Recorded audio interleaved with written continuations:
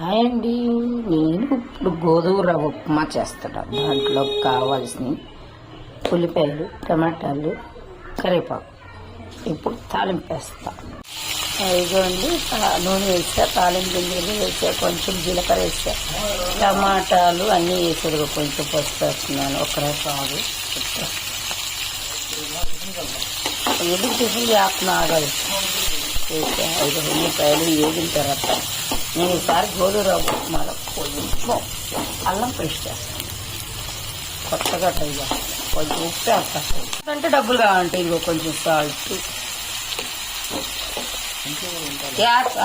ఒక్క నిమిషం ఆగా.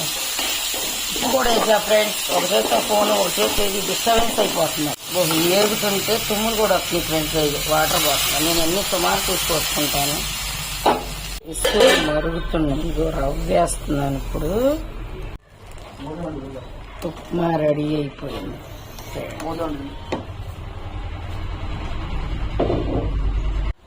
అదిగో చారు పోసుకుంటున్నా, పచ్చడి వేసుకుంటున్నా, ఎన్నపోస వేసుకున్నా, ఇన్ని వేసుకొని తింటున్నాను నేను.